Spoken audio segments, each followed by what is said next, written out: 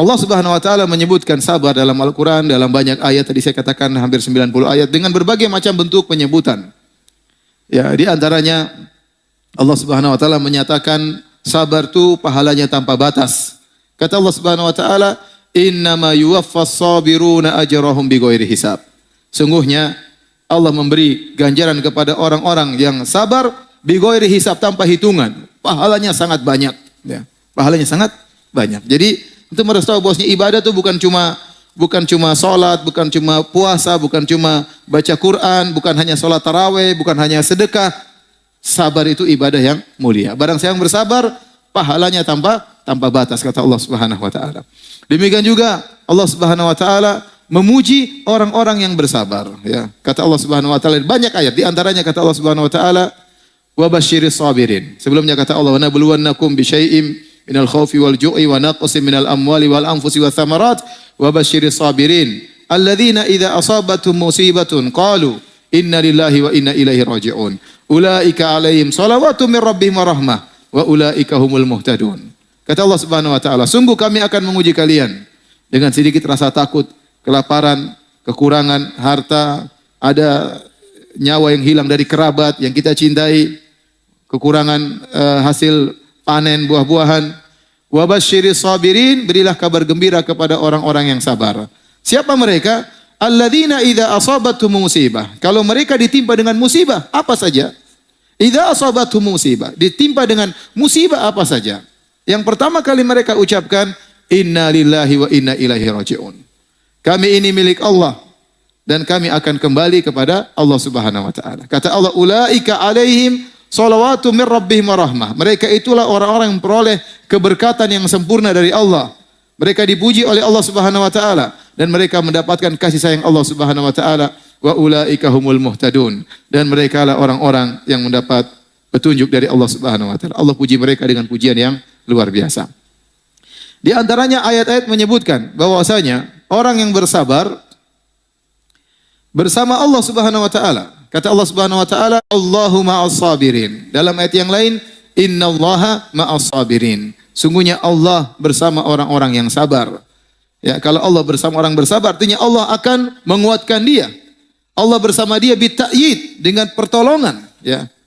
Makanya waktu Nabi Muhammad sallallahu alaihi wasallam bersama Abu Bakar As-Siddiq dalam goa di Jabal Thawr, kemudian orang-orang musyrikin mengejar mereka dan sudah tiba di mulut goa, Abu Bakar ketakutan. Abu Bakar berkata, "Ya Rasulullah, lau anna ahadahum absara ila tahti qadamaihi la absarana." Seandainya salah satu dari mereka nengok ke bawah, tentu akan melihat kita dalam goa. Apa kata Nabi sallallahu alaihi wasallam? "Ya Abu Bakrin, ma dhannuka bisnaini? Allahu thalithuhuma." Ya Abu Bakar, ya Abu Bakar, bagaimana menurutmu tentang dua orang? Allah bersamanya. Allah bersama kedua orang ini, Allah yang ketiga. Dalam ayat kata Allah Subhanahu wa taala, "Tsaniyasnaini idh huma fil ghar idh yaqulu li sahibihi la tahzan innallaha ma'ana." Tatkala Muhammad sallallahu alaihi wasallam menasihati sahabatnya Abu Bakar, "La tahzan, jangan kau sedih, jangan kau khawatir. Innallaha ma'ana, Allah bersama kita." Allah bersama kita. Jadi kalau Allah sudah bersama kita dengan kebersamaan yang khusus yang disertai dengan pertolongan, maka jangan khawatir. Jangan khawatir. Makanya waktu Allah Subhanahu wa taala mengutus Musa dan Harun kepada Fir'aun, kata Allah, "Idhaba ila Fir'auna innahu tagha." Wahai Musa dan Harun, pergilah kalian menuju Fir'aun, sungguhnya dia telah melampaui batas. Mereka takut. Qala rabbana innana nakhafu ay yafruta alaina aw ay yatgha. Ya Allah, ya Rabb kami, bagaimana kami pergi kepada Fir'aun? Dia akan melampaui batas kepada kami, akan menzalimi kami. Fir'aun, Musa dan Harun takut. Apa kata Allah? La takhafa, janganlah kalian berdua takut. Innani ma'akuma, sungguhnya aku senantiasa bersama kalian berdua. Asma'u wa ara, aku selalu mendengar kalian dan aku selalu melihat kalian. Aku mengawasi kalian. Jadi, kalau Allah bersama seseorang, maka jangan khawatir, Allah akan menolong dia. Salah satu cara agar Allah bersama kita, sabar. Sabar. Wallahu ma'as sabirin, innallaha ma'as sabirin. Allah bersama orang-orang yang sabar. Anda ingin dekat dengan Allah, ya bersabar. Di antara ayat yang menyebutkan tentang keutamaan sabar, Allah menjelaskan bahwasanya orang yang sabar dicintai oleh Allah Subhanahu wa taala. Kata Allah Subhanahu wa taala, "Wallahu yuhibbus sabirin." Allah mencintai orang-orang yang sabar. Betapa banyak orang ingin dicintai oleh Allah Subhanahu wa taala. Betapa banyak orang ngaku-ngaku cinta kepada Allah, tetapi cintanya bertepuk sebelah tangan. Dia ngaku cinta kepada Allah, tapi Allah tidak cinta sama dia. Makanya Ibnu Qayyim rahimahullah taala punya perkataan yang sangat indah. Kata beliau, "Laisa sya'nu an tuhib, wa innama sya'nu an tuhab." Perkaranya bukan engkau mencintai Allah, tapi perkaranya yang penting, apakah kau dicintai Allah? Apakah kau dicintai oleh Allah? Tidak. Di antara cara agar Allah mencintai kita adalah kita bersabar. Dan kalau Allah sudah mencintai seorang hamba, Allah tidak akan mengazabnya. Allah tidak akan mengazabnya. Maka raihlah kecintaan kepada Allah dengan bersabar karena Allah Subhanahu wa taala. Tentunya kalau kita mau sebutkan ayat-ayat tentang kesabaran sangat banyak. Tadi disebutkan sampai 90 ayat, tentunya waktunya tidak akan cukup. Tapi itu saya sebutkan sebagian kecil dari ayat-ayat yang menjelaskan tentang keutamaan bersabar. Hadirin dan hadirat yang dirahmati oleh Allah Subhanahu wa taala. Tatkala kita berbicara tentang sabar, selalu konotasinya adalah sabar dalam menghadapi perkara-perkara yang tidak kita sukai. Sabar dalam perkara-perkara yang tidak kita sukai. Padahal sabar itu ada 3 ya. Sabar itu ada 3. Sabar dalam menjalankan ketaatan kepada Allah Subhanahu wa taala. Yang kedua, sabar dalam meninggalkan kemaksiatan, dan yang ketiga, sabar menghadapi takdir Allah yang terkadang tidak kita sukai. Sabar terhadap musibah. Ternyata sabar itu ada 3. Sabar dalam menjalankan ketaatan, sabar dalam meninggalkan kemaksiatan, dan sabar dalam menghadapi ujian. Sabar dalam menghadapi ujian. Dari sinilah kita tahu bahwasanya sabar itu sangat mulia, ya.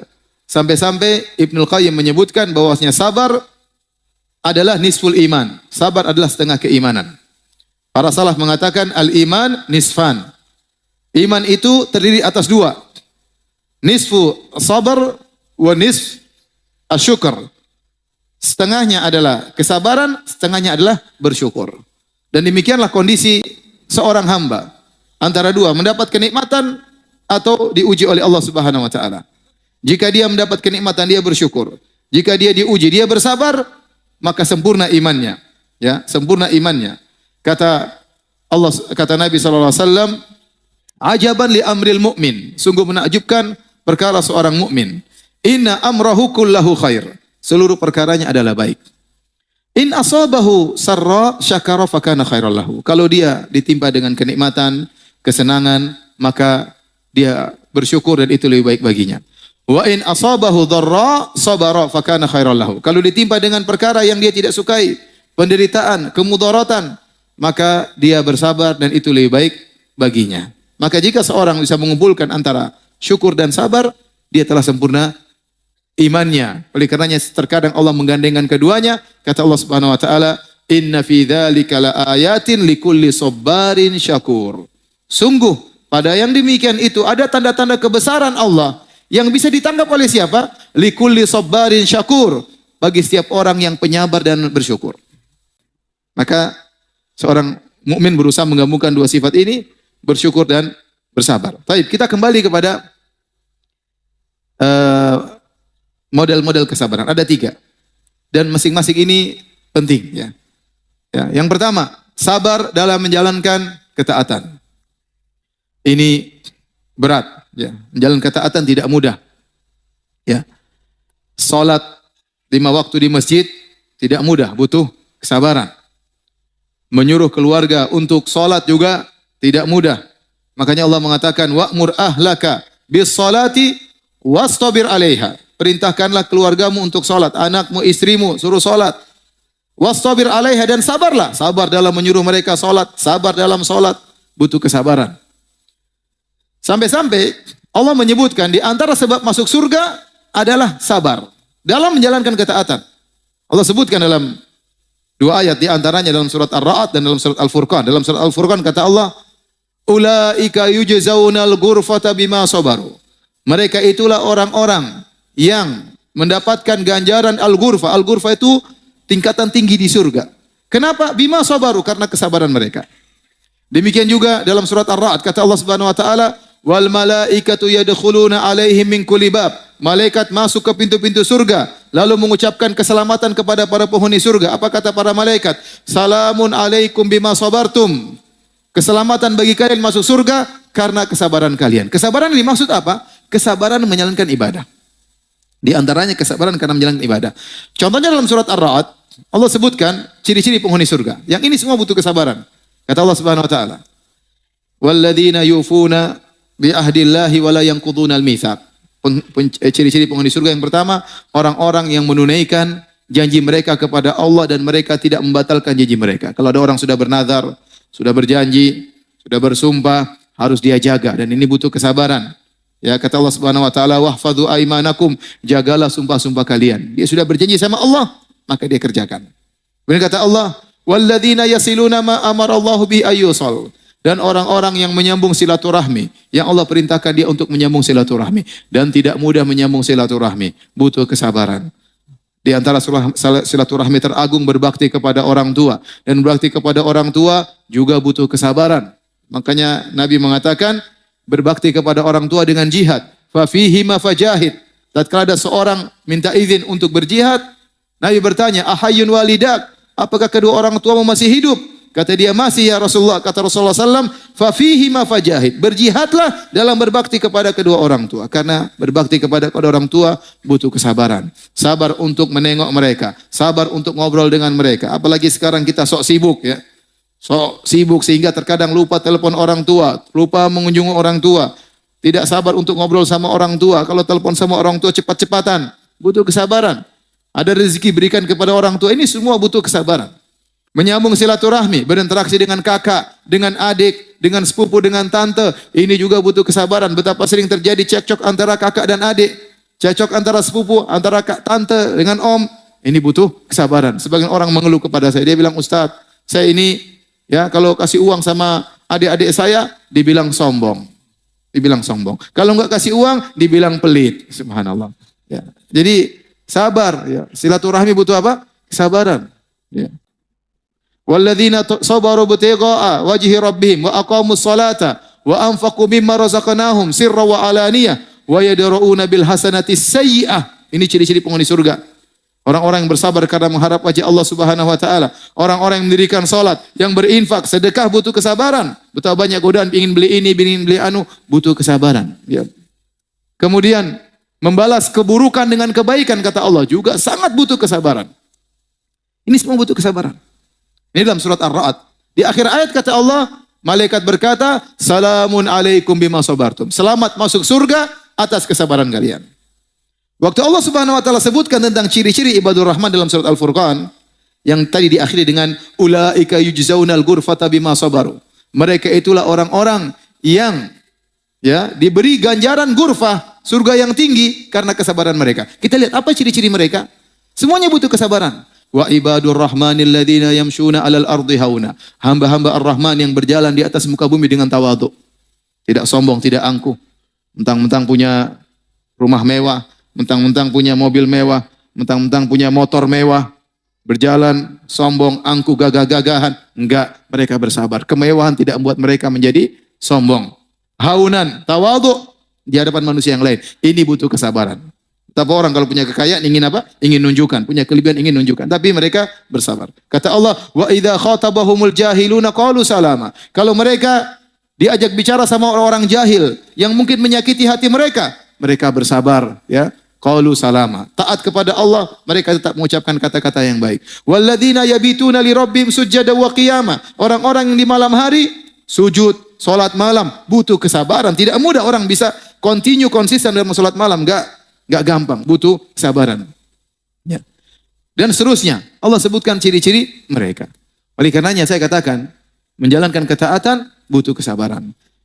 Butuh kekuatan iman. Saya selalu ingat tentang cerita Syekh Abdul Razak hafizahullah taala. Beliau bercerita tentang bagaimana seorang bersabar dalam salat malam. Beliau cerita, saya punya guru orang Indonesia, kata Syekh Abdul Razak. Yang guru tersebut saya tidak pernah mengenal dia dan dia tidak pernah mengenal saya. Tetapi saya sering mendoakan dia, meskipun dia tidak kenal dia. Bagaimana ceritanya Syekh Abdul Razak hafizahullah berguru sama orang Indonesia ini? Kata Syekh, dahulu di Masjid Nabawi, kalau sholat malam, jadi 10 hari terakhir mereka sholat taraweh 2 ronde. Ronde pertama 20 rakaat, ronde kedua 13 rakaat. Sekarang masih terus berlanjut. Tapi bedanya dulu, kalau ronde kedua yang 13 rakaat sampai 3 juz kalau tidak salah. Kalau sekarang cuma 1 juz seperempat. Jadi ronde kedua kita sholat dari jam 1 sampai 3 seperempat. Itu saya dapat sejak tahun 2001 waktu saya ke Madinah. Ronde pertama paling 2 jam, 20 rakaat. Yang kedua dari jam 1 sampai jam 3 seperempat. Nah, dulu mungkin 20 tahun lalu, 30 tahun lalu, kalau sudah ronde kedua sampai berjuz-juz, mungkin 2 juz, mungkin 3 juz. Kata saya pernah sholat malam di Masjid Nabawi. Tiba-tiba qadarullah, Allah mentakdirkan, ada orang Indonesia datang di depan saya persis. Dia datang dengan pakai tongkat. Kakinya cuma 1, cacat. Begitu datang sampai depan saya, kemudian dia meletakkan tongkatnya. Sholat persis depan saya. Dan dia sholat bertahan sampai berjam-jam, padahal kakinya cuma 1. Sejak saat itu saya ngerti bahwasanya kekuatan itu bukan kekuatan jasad, tetapi kekuatan iman. Ini orang kalau secara fisik tidak kuat, tapi imannya membuat dia bisa sabar, taat kepada Allah, mungkin 2 jam, mungkin 3 jam, sholat dengan kaki 1. Betapa banyak orang badannya gede, berotot, ya, mungkin juara olahraga, tapi bangun untuk sholat subuh nggak kuat, nggak kuat. Untuk membuka matanya nggak kuat, apalagi mengangkat apa? Kepalanya nggak kuat. Jadi kekuatan yang sungguhnya adalah iman, bukan kekuatan fisik. Kata Syekh, sejak saat itu saya sering mendoakan guru saya ini. Dia tidak pernah mengenal saya tidak pernah mengenal dia, tapi dia telah memberikan pelajaran yang besar bagi saya. Oleh karenanya masalah ketaatan ini butuh kesabaran. Di antara cara mudah kita untuk sabar, ya, maka kata Allah, wasbir nafsaka ma'al ladzina yad'una rabbahum. Bersabarlah, kita cari teman. Jadi teman komunitas, kita kumpul-kumpul seperti ini, ya. Dengan kita berteman dengan orang-orang yang soleh, kita bisa bersabar. Melihat mereka bertakwa, melihat mereka baca Quran, melihat mereka berusaha hafal Quran, melihat mereka berdakwah, mereka mengorbankan harta mereka untuk Allah, kita terpancing untuk bersabar.